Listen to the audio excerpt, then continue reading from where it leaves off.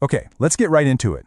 There's a lot of noise out there right now about military strategy, but today we're focusing on something much closer to home, the immediate financial fallout from this new conflict in the Middle East and what it means for your wallet.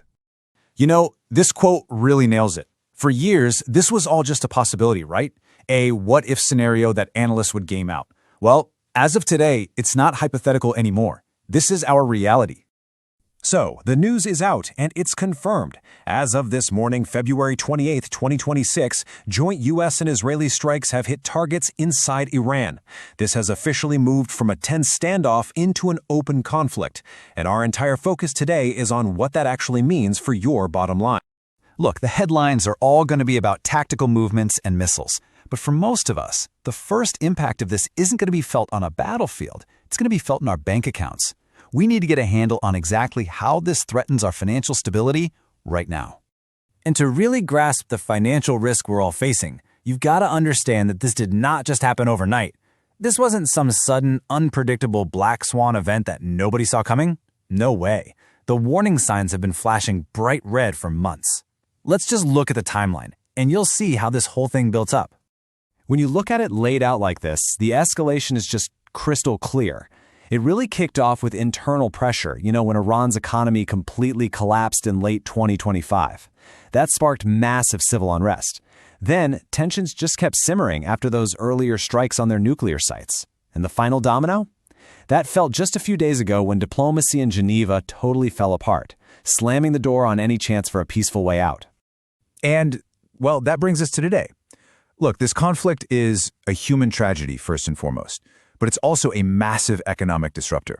We are now at a huge financial turning point, and it's about to trigger a domino effect that's going to reach every single one of our wallets.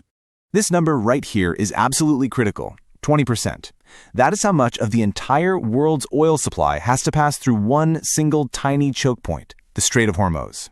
A threat to this strait is a direct threat to the global energy supply, period. So what do you think happens when a fifth of a critical global resource is suddenly at risk? You got it. The price goes through the roof. The idea of $200 a barrel oil isn't some worst-case fantasy.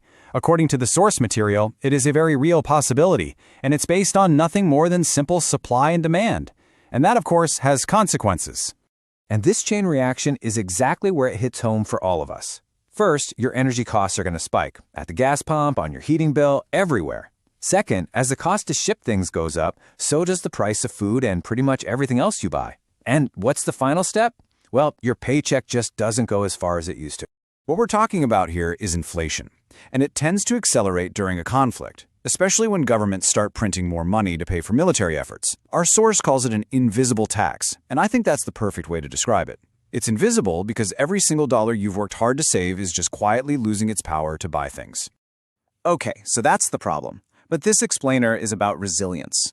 The key here is not to panic, but to prepare. There is actually a playbook for navigating this kind of instability, and it's all about protecting value when the traditional systems are under a ton of stress. The whole strategy really boils down to this one distinction. On one side, you have what you can call paper promises. Cash, government bonds, money sitting in the bank. These are super vulnerable because their value can be diluted or inflated away. But on the other side, you have assets with tangible value, things that are either physical or decentralized. Things that have an inherent worth that can't just be created out of thin air. So what are these assets that basically function as chaos insurance? Well, historically, it's been gold and silver. You can't just print more of them. More recently, some people are looking at Bitcoin as a decentralized digital alternative that sits outside the traditional system. And finally, you have real assets. We're talking tangible stuff people will always need, like land or essential commodities. So let's kind of zoom out here as we start to wrap this up. It's really easy to get fixated on the military headlines, but the source material is really urging us to look beyond the immediate crisis and see the lasting challenge that it's creating. This right here is the main takeaway. The missiles, they're the immediate threat, for sure, but the real, long-term challenge is the economic wake they leave behind. The consequences of this thing, inflation, supply chain chaos, currency devaluation, those are going to be with us for years to come.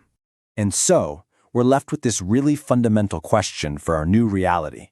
In a world where all these paper promises can lose their worth seemingly overnight, what truly holds value?